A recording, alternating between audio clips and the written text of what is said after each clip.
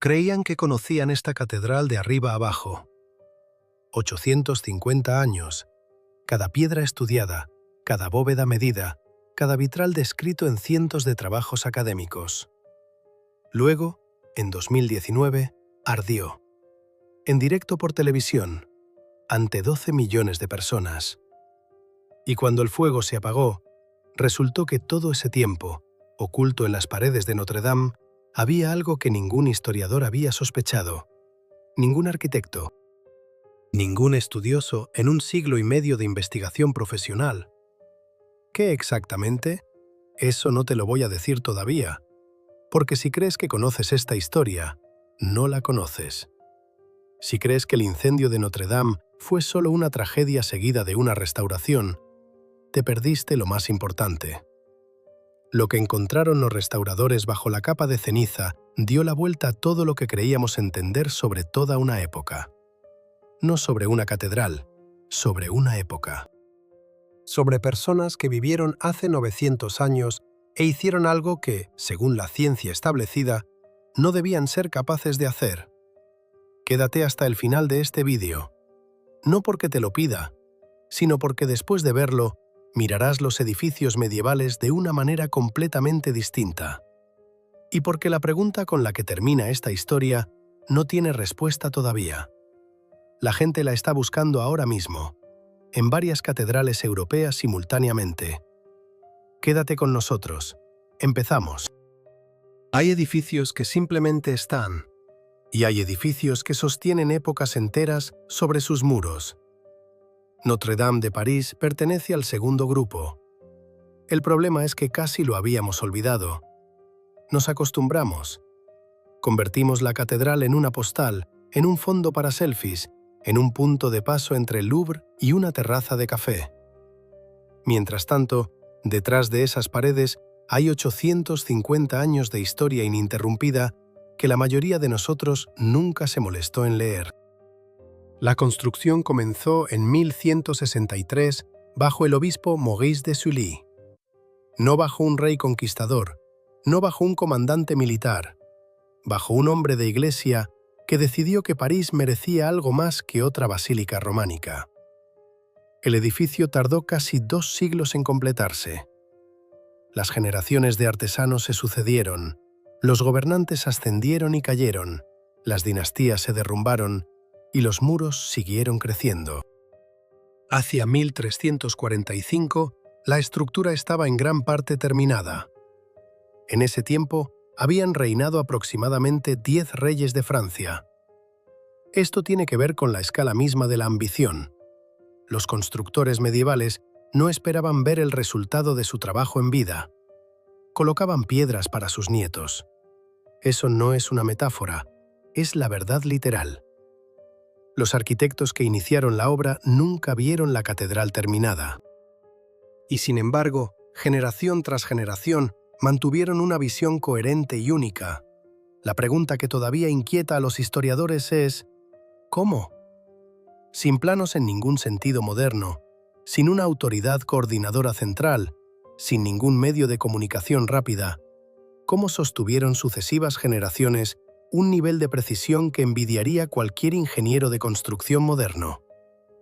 Notre Dame no es simplemente arquitectura gótica, es el primer ejemplo maduro del estilo gótico en Europa.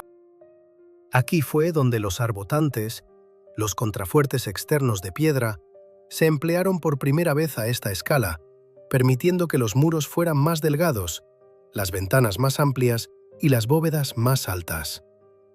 Antes de Notre Dame, las iglesias eran oscuras y bajas. Después de ella, la arquitectura europea quedó transformada para siempre. Las catedrales de Chartres, Reims, Colonia y Estrasburgo miraron todas a París como punto de referencia. Los rosetones del transepto norte y sur datan del siglo XIII. Cada uno mide aproximadamente 13 metros de diámetro. El vidrio no es simplemente coloreado, fue producido con técnicas que están parcialmente perdidas hasta hoy. Los artesanos añadían óxidos metálicos al material fundido. El cobre producía verde, el cobalto azul, el oro rojo. Las fórmulas precisas se guardaban como secretos celosamente custodiados, transmitidas verbalmente de maestro a aprendiz. Muchas de esas fórmulas desaparecieron junto con sus custodios durante epidemias y guerras. Por eso exactamente los restauradores modernos todavía no pueden reproducir completamente el color original de un vitral medieval. Esto también se aplica a la escultura. La fachada de la catedral presenta 28 estatuas de los reyes de Judá e Israel. Durante la Revolución Francesa, una multitud les arrancó las cabezas, confundiéndolas con monarcas franceses. Las cabezas fueron recuperadas recién en 1977, durante excavaciones realizadas a varias manzanas de la catedral. Alguien las había escondido. ¿Quién exactamente? Nadie lo sabe hasta el día de hoy. Notre Dame sobrevivió la Revolución, 2 guerras mundiales, la ocupación, los levantamientos estudiantiles y 6 repúblicas distintas. En 1814 se celebró aquí una misa para conmemorar la abdicación de Napoleón. En 1944, el día de la liberación de París, Charles de Gaulle caminó por su nave al sonido del órgano mientras afuera todavía resonaban los disparos. La catedral no es simplemente un testigo de la historia, es una participante activa en ella. Y fue precisamente este edificio, no una pieza de museo, no una trampa turística, sino un documento vivo de 12 siglos de vida europea, el que se incendió en televisión en vivo, ante la mirada de millones. Las 6:51 de la tarde. Ese fue el momento en que la alarma contra incendios se activó por primera vez en el ático de Notre Dame. El guardia de seguridad de turno fue al lugar equivocado. Se perdieron 23 minutos. Para cuando se descubrió el error y se llamó a los bomberos, el fuego ya se había apoderado de la estructura de madera, la armadura que los expertos franceses llaman el bosque. No en sentido poético. Literalmente, construir el tejado en el siglo XII requirió talar hectáreas de bosque.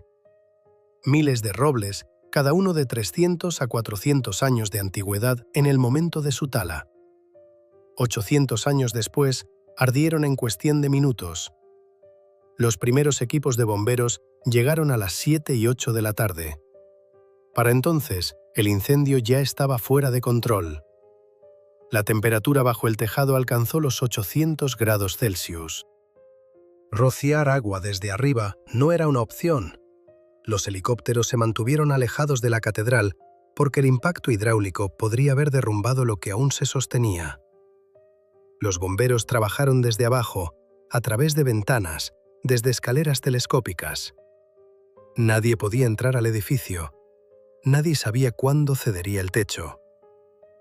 A las 7:50, la aguja se inclinó. El cono revestido de plomo, de 93 metros de altura, instalado por el arquitecto Eugène Viollet-le-Duc en 1859, había permanecido en pie durante exactamente 160 años. En televisión en vivo se dobló, cayó a través del tejado y atravesó la bóveda de piedra. El agujero que abrió medía varias decenas de metros cuadrados. A través de él, una columna de chispas y humos se elevó hacia el cielo nocturno de París. Miles de personas permanecían en las calles. Muchas lloraban. Algunas grababan con sus teléfonos, y eso también es un hecho que merece decirse claramente. Esto tiene que ver con lo que se perdió. En el transcurso de 1 hora, el fuego consumió todo el tejado de madera, aproximadamente 1.300 metros cuadrados de construcción medieval. El órgano, uno de los más grandes del mundo, con 8.000 tubos, sobrevivió. La mayoría de los vitrales resistieron. La corona de espinas y varias reliquias fueron evacuadas por el clero, que formó una cadena humana y pasó los objetos de mano en mano a través del humo.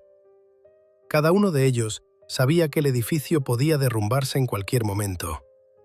El incendio tardó casi 9 horas en extinguirse. 400 bomberos, 40 vehículos.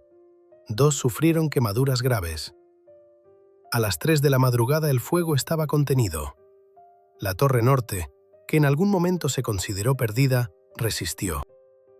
Cuando amaneció, París vio lo que quedaba.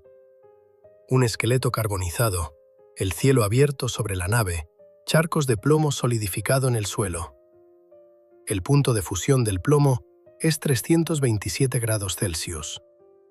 Eso significa que el interior había estado 2 veces, en algunos lugares 3 veces, más caliente que eso. Esto también afecta a la escala de la contaminación.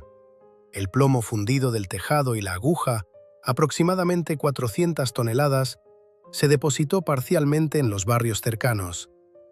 Los residentes de la Ile de la Cité y las calles adyacentes informaron posteriormente de niveles elevados de plomo en el suelo y el polvo. Las autoridades francesas inicialmente negaron el problema.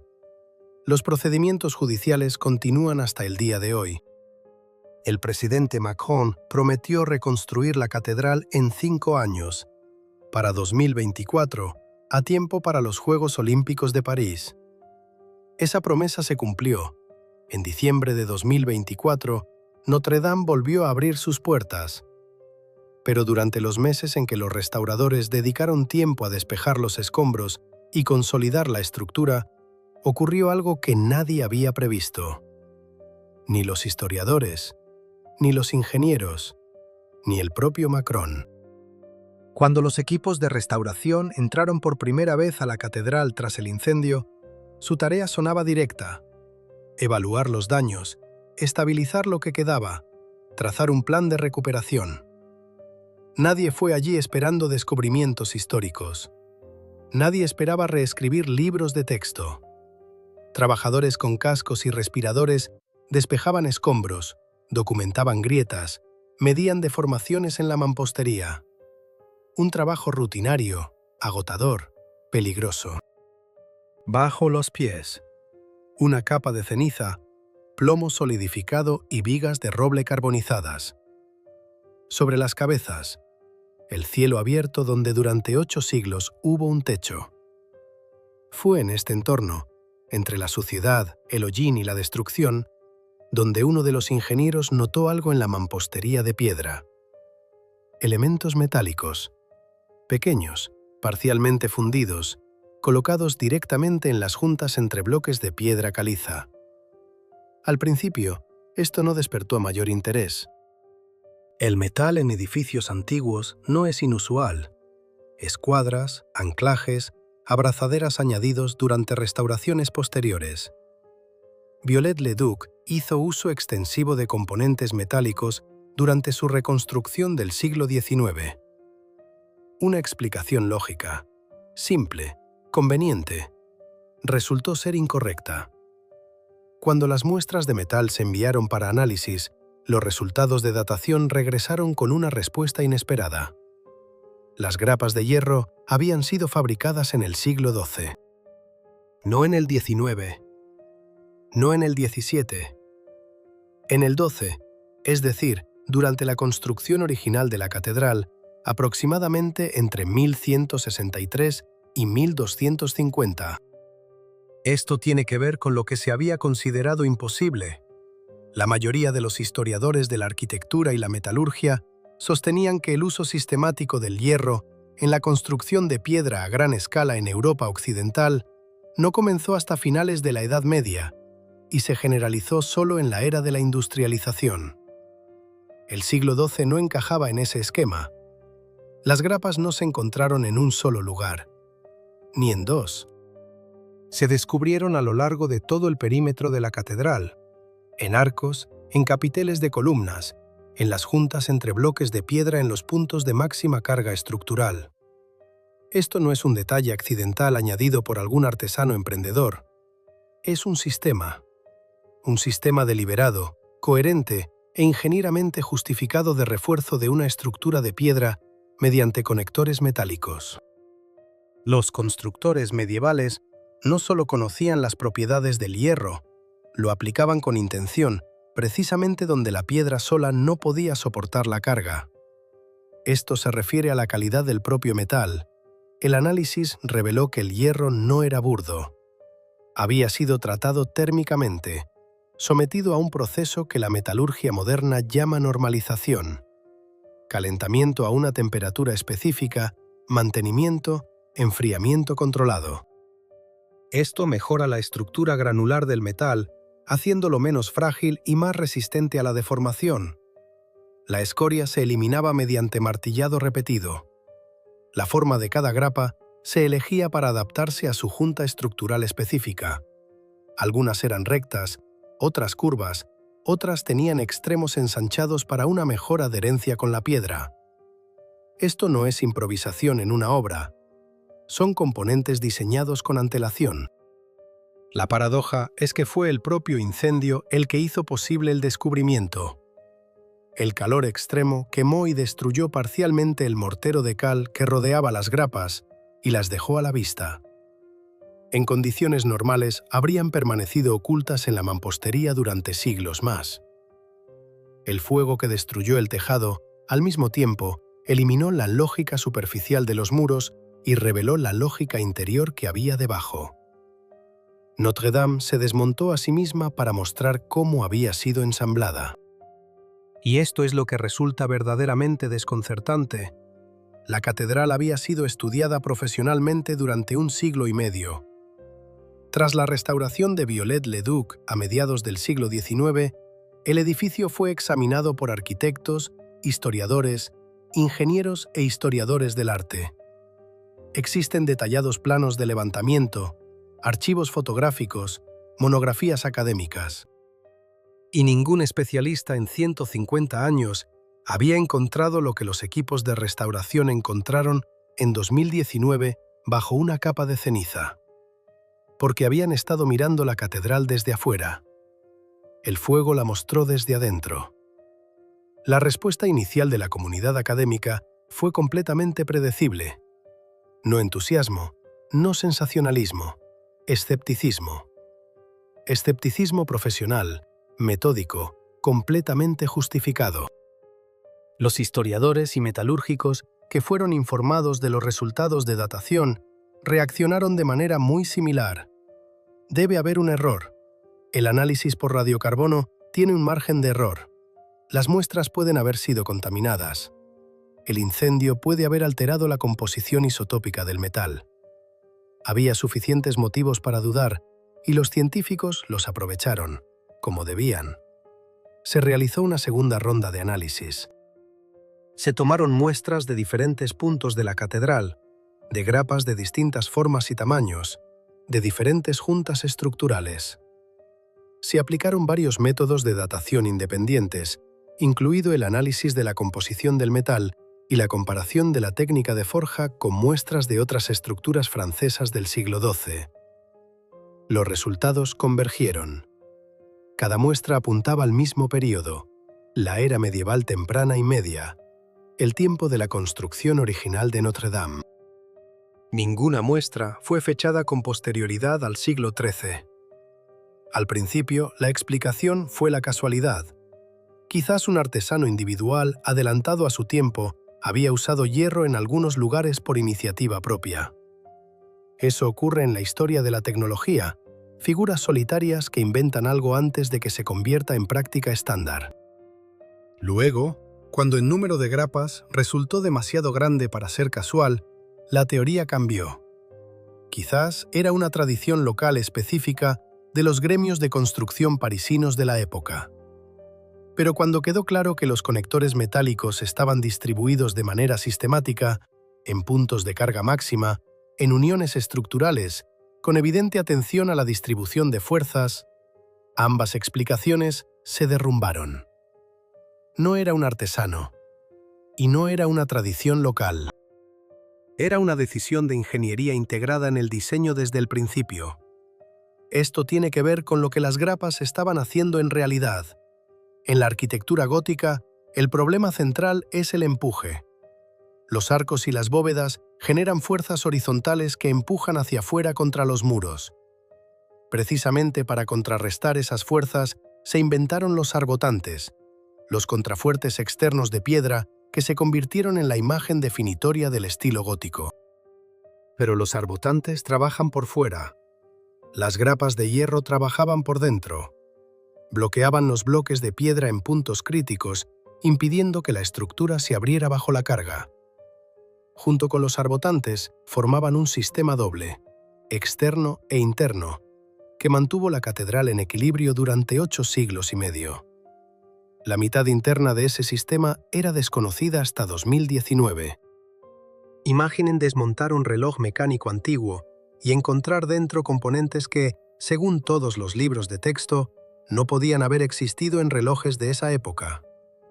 No porque el fabricante fuera un genio solitario, sino porque resulta que la tecnología existía, se aplicaba, funcionaba, pero nunca fue documentada de una forma que llegara hasta el presente.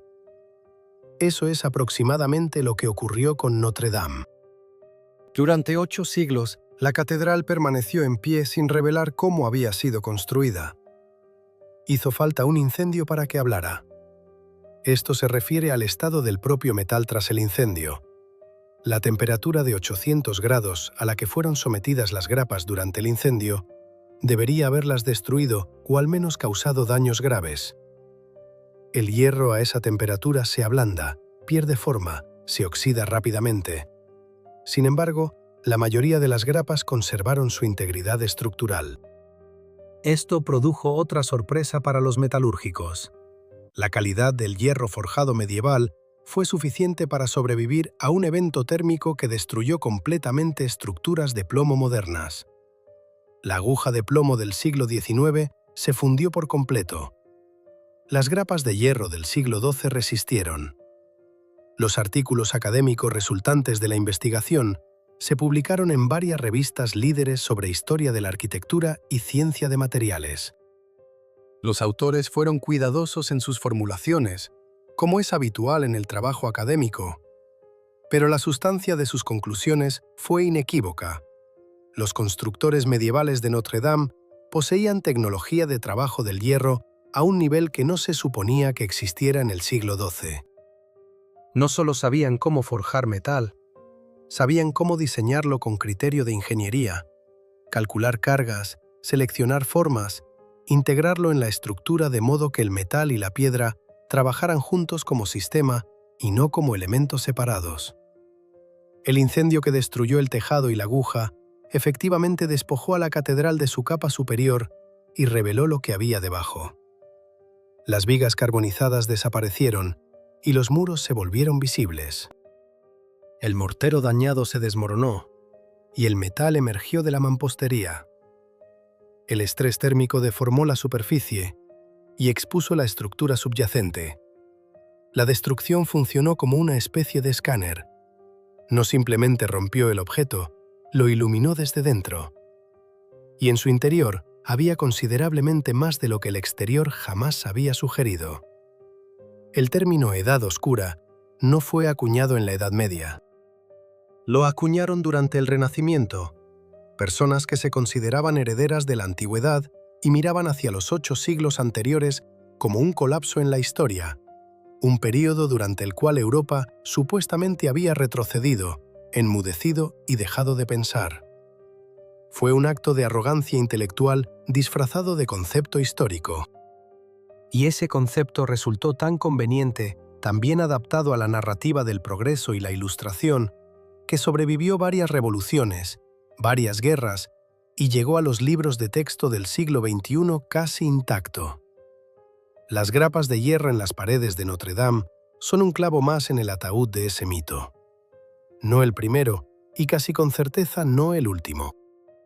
Para crear el sistema de refuerzo metálico que encontraron los restauradores, los constructores del siglo XII necesitaban varias cosas simultáneamente.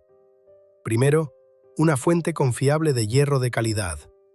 Segundo, la tecnología para procesarlo, forja, normalización térmica, conformado a dimensiones precisas. Tercero, una comprensión ingenieril de exactamente dónde se necesitaba ese metal y por qué.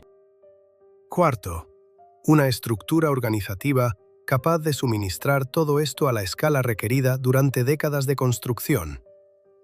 Ninguno de estos elementos podía existir de forma aislada. Todos requieren un sistema económico, educativo, profesional.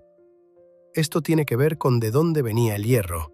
En el siglo XII, Los principales productores de hierro de calidad en Europa eran regiones correspondientes a la actual Alemania, España y el norte de Italia.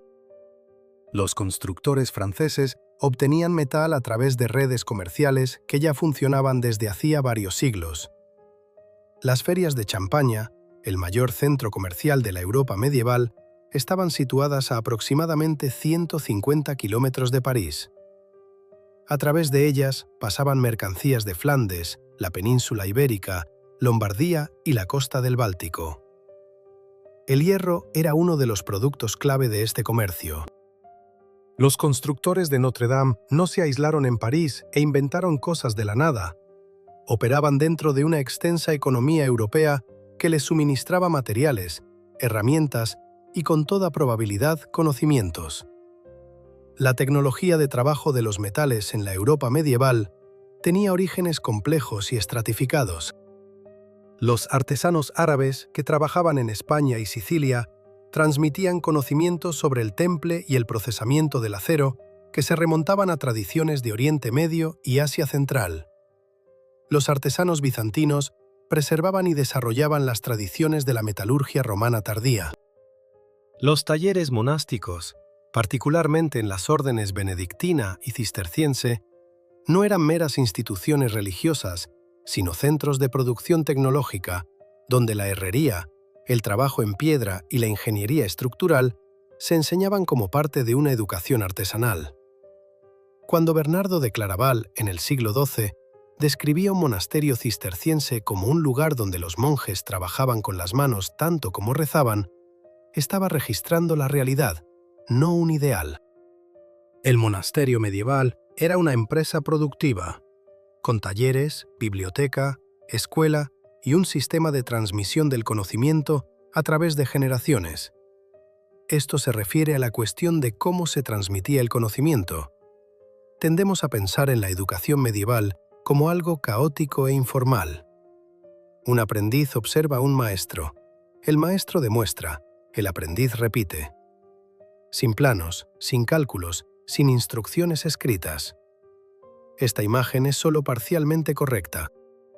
Los gremios de construcción medievales, conocidos como logias, del término francés para la estructura temporal junto al muro de la catedral, donde los artesanos trabajaban y vivían, tenían sus propios sistemas de formación profesional, sus propias normas de admisión y promoción, sus propios secretos comerciales. Un maestro constructor del siglo XII que dirigía la edificación de una catedral importante no era simplemente un artesano hábil. Era ingeniero, administrador, gestor de proyectos y custodio de una tradición tecnológica al mismo tiempo. El álbum de Villard de Honnecourt, un manuscrito de un arquitecto francés del siglo XIII que ha sobrevivido hasta el presente, contiene dibujos de maquinaria de construcción, cálculos geométricos y diagramas de soluciones estructurales. No es el cuaderno de un aficionado entusiasta, es un documento técnico profesional. El descubrimiento de las grapas en Notre Dame encaja en un panorama más amplio que los historiadores han ido construyendo gradualmente durante los últimos 30 años. La Edad Media no fue un período de estancamiento. Entre el año 1000 y 1350, antes del inicio de la peste, la población de Europa se duplicó. Las ciudades crecieron, el comercio se expandió. El número de grandes estructuras de piedra erigidas durante este período no tiene paralelo en la antigüedad ni en ningún siglo posterior hasta la Revolución Industrial. Solo en Francia, entre 1050 y 1350, se construyeron o reconstruyeron sustancialmente aproximadamente 80 catedrales importantes y 500 iglesias de gran tamaño. Construir una Notre Dame requirió aproximadamente 2 siglos y el trabajo de miles de personas. Multiplique eso por 80 y comenzará a comprender la escala de la industria de la construcción medieval francesa. Esto tiene que ver con lo que impulsaba esta construcción, no solo el impulso religioso, aunque estaba ciertamente presente. Construir una catedral era simultáneamente un acto de política urbana, un proyecto económico y una competición tecnológica. Las ciudades competían entre sí por la altura de las bóvedas y la elegancia de la construcción. Reims quería superar a Chartres. Amiens quería superar a Reims. Puvis intentó construir la bóveda gótica más alta de la historia, 60 metros, y en 1284 la bóveda se derrumbó. Esto no fue la tragedia de los blasfemos, como lo explicaban los predicadores de la época. Fue un experimento de ingeniería que fue demasiado lejos. Los constructores medievales estaban empujando los límites de lo posible, y a veces esos límites empujaban en sentido contrario. Hablar de la Edad Media como de una era de ignorancia es ignorar todo esto.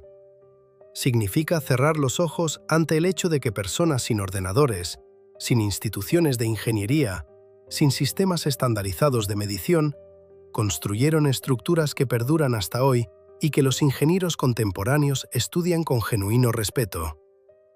Las grapas de hierro de Notre Dame no son una curiosidad ni una excepción, son un testimonio. Testimonio de que la época que nos resulta conveniente llamar oscura era considerablemente más luminosa de lo que hemos estado acostumbrados a creer. Hay una pregunta que rara vez se hace en voz alta, pero que subyace en casi toda conversación sobre la Edad Media. Va más o menos así. ¿Cómo pudieron construir algo si eran tan primitivos? La pregunta es incorrecta, pero persiste.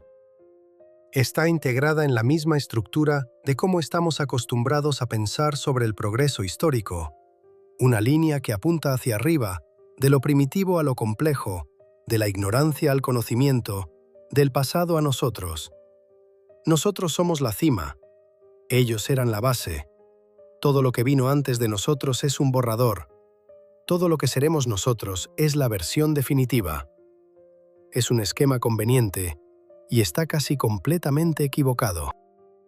La inteligencia humana no ha evolucionado en los últimos 1000 años. El cerebro de una persona en el siglo XII estaba organizado exactamente de la misma manera que el cerebro de una persona en el siglo XXI. Las mismas estructuras neuronales, la misma capacidad de pensamiento abstracto, de planificación, de resolución de problemas complejos, de transmisión del conocimiento. La diferencia no está en la capacidad cognitiva. La diferencia está en las herramientas y en el volumen acumulado de información a la que una persona tiene acceso. El artesano que calculó los requisitos de carga de una bóveda de piedra en Notre Dame, sin ordenador y sin libro de texto de ingeniería, no lo logró a pesar de su época. Lo logró gracias a su época, gracias al sistema de conocimiento que existía a su alrededor, aunque en una forma completamente diferente a la que estamos acostumbrados. Esto tiene que ver con cómo leemos la historia en absoluto. La mayoría de las personas conocen la Edad Media por lo que las películas les han mostrado.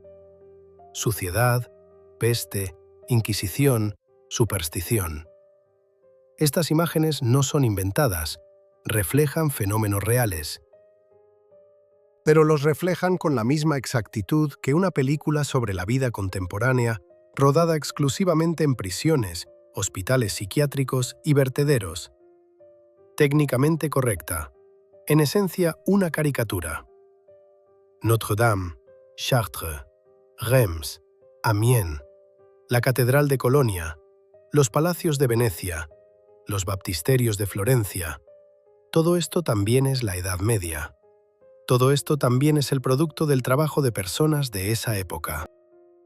Y cuando miramos estos edificios, deberíamos hacernos una pregunta honesta. ¿Qué, entre lo que hemos construido en los siglos XX y XXI, seguirá en pie dentro de 800 años? Las estructuras de hormigón armado, que hoy se consideran el estándar de la construcción, tienen una vida útil de diseño de entre 50 y 100 años. Esto no es un secreto, es un dato de ingeniería. El acero de refuerzo se corroe, el hormigón se agrieta. Las estructuras requieren mantenimiento constante y sustitución periódica. La mayoría de los edificios construidos en el siglo XX no sobrevivirán al siglo XXII. Mientras tanto, el hierro forjado colocado en los muros de Notre Dame estuvo en la piedra durante 850 años y sobrevivió a un incendio a 800 grados Celsius. Esto no es nostalgia por el pasado. Es un hecho de ingeniería con el que es difícil discutir. Esto también tiene que ver con cómo tratamos lo que nos ha sido legado. La restauración de Notre Dame planteó a los arquitectos una pregunta que en teoría suena simple y en la práctica resultó extremadamente difícil. ¿Cómo se restaura algo que no se comprende del todo? ¿Cómo se reconstruye un tejado cuando se ha perdido la tecnología para producir vigas de roble medievales? ¿Cómo se sustituyen los vitrales cuando no han sobrevivido las fórmulas del vidrio medieval? Los restauradores franceses tomaron varias decisiones fundamentales.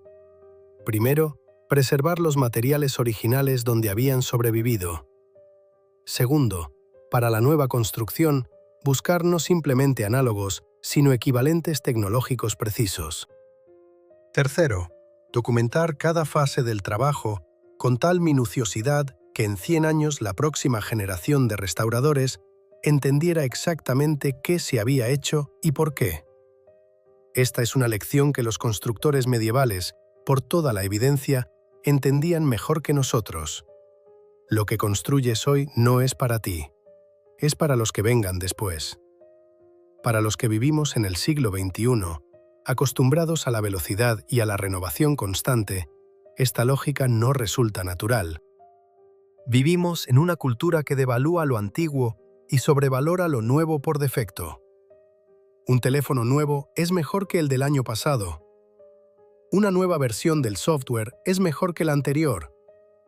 Un nuevo concepto es más inteligente que el viejo. Este principio funciona en la tecnología de consumo. Fracasa catastróficamente cuando se aplica al patrimonio histórico. Porque lo que fue hecho en el siglo XII y ha permanecido en pie durante 850 años, no es un artefacto que pueda sustituirse por una versión mejorada. Es un original que existe en un único ejemplar y no tiene sustituto. La piedra habla, el hierro habla. Hablan en un idioma que en gran medida hemos olvidado escuchar. El idioma de las cargas y los esfuerzos, de las formas y las proporciones, de la elección del material y la precisión de la ejecución. Cuando un restaurador toca una grapa del siglo XII y comprende que fue colocada exactamente aquí, con exactamente esta forma, como resultado de un cálculo de ingeniería, eso no es romance ni misticismo. Es una conversación a través de 8 siglos. Una conversación entre dos personas que nunca se conocieron, pero que pensaron en el mismo problema. Y uno de ellos lo resolvió tan bien que su solución sobrevivió a un incendio. Notre Dame no nos ofrece ocasión para la sentimentalidad. Nos ofrece ocasión para una conversación seria sobre qué consideramos progreso, qué consideramos conocimiento y qué estamos dispuestos a transmitir a quienes vivirán después de nosotros. Los constructores medievales no sabían que estaban construyendo para la eternidad. Simplemente construían como si estuvieran construyendo para la eternidad. La diferencia entre estas dos cosas es pequeña, y en esa diferencia, todo. En diciembre de 2024, Notre Dame volvió a abrir sus puertas. 5 años de restauración, aproximadamente 7.000 millones de euros en donaciones de particulares, empresas y gobiernos de todo el mundo, más de 2.000 especialistas, arquitectos, ingenieros, canteros, vidrieros, restauradores, historiadores, metalúrgicos. La aguja fue recreada a partir de los planos originales de Viollet-le-Duc. El tejado fue reconstruido. Los vitrales fueron limpiados. El órgano fue restaurado. La catedral se alza de nuevo sobre el Sena, casi como la recuerdan quienes la vieron antes del incendio. Casi, pero no del todo. Porque Notre Dame, después de 2019, es ya un objeto diferente. No en términos de su construcción física, sino en términos de lo que sabemos sobre ella. El incendio le quitó la pátina de familiaridad que se acumula en cualquier monumento que ha permanecido en pie el tiempo suficiente para convertirse en fondo. Miramos los edificios antiguos y no los vemos. Vemos postales, logotipos, itinerarios turísticos. Notre Dame ardió durante 5 horas en televisión en vivo, y el mundo vio de repente un edificio un edificio real, con su peso, su edad, su fragilidad y su fortaleza simultáneamente. Esto tiene que ver con la naturaleza de la catástrofe como instrumento de conocimiento. La historia conoce muchos casos en que la destrucción reveló lo que la preservación había ocultado. Pompeya fue sepultada bajo la ceniza del Vesubio, y precisamente por eso nos dio el corte transversal más preciso de la vida romana del siglo I. Londres ardió en 1666, y precisamente por eso, durante las excavaciones para nuevos cimientos, se descubrieron capas de la ciudad romana y medieval que de otro modo habrían permanecido intactas bajo el pavimento.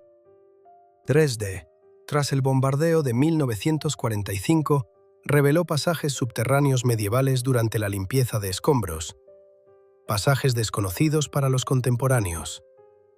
La destrucción no es solo pérdida, es a veces la única manera de ver lo que ha sido cuidadosamente ocultado por el tiempo, por las capas de construcciones posteriores y por la ordinaria desatención humana. Notre Dame ocupa un lugar particular en esta secuencia, porque lo que el incendio reveló, las grapas de hierro del siglo XII, no es simplemente un dato sobre un edificio concreto, es una pregunta sobre un sistema, sobre quién enseñó a los constructores de Notre Dame a trabajar con el hierro de la manera en que lo hicieron, sobre dónde existía la escuela en la que ese conocimiento surgió y tomó forma, sobre si otros edificios de la misma época fueron construidos con el mismo principio, y simplemente aún no han experimentado una catástrofe que permitiera descubrirlo. Esto se refiere al hecho de que la investigación no ha concluido. Tras la publicación de los resultados del análisis de las grapas, varios grupos de investigación europeos comenzaron a examinar otras catedrales góticas en busca de elementos análogos. Los datos preliminares de Chartres y Bourges sugieren la posible presencia de conectores metálicos similares en la mampostería.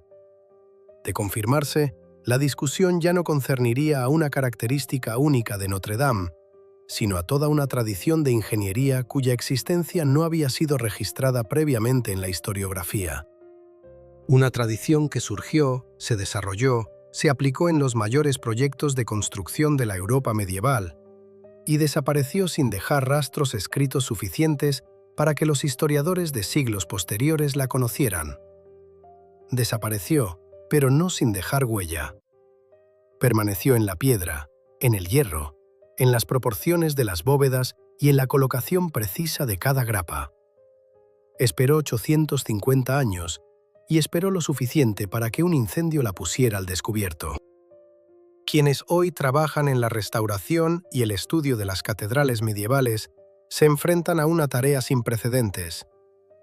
No es un edificio lo que hay que reconstruir. El edificio ya ha sido restaurado.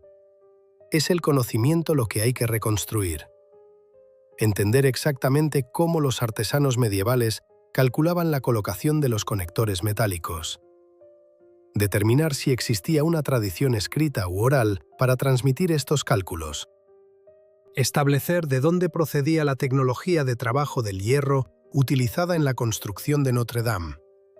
De los talleres monásticos, de la España árabe, de Bizancio, o si se desarrolló de manera independiente a partir de la experiencia local. Responder a la pregunta de por qué ese conocimiento no fue transmitido, o si fue transmitido, pero en una forma que ya no reconocemos. Ninguna de estas preguntas tiene todavía una respuesta definitiva. Esto no es una debilidad de la ciencia. Es el estado normal de la ciencia en la frontera de la investigación, cuando un nuevo hecho demuele un cuadro antiguo y el nuevo cuadro aún no ha tomado forma. Es precisamente en este punto, entre lo que ya sabemos y lo que aún no sabemos, donde se encuentra la historia real. Notre Dame fue construida por personas concretas, con nombres que en su mayor parte no han sobrevivido, con biografías que nos son desconocidas, con herramientas que se pudrieron o se oxidaron hace siglos.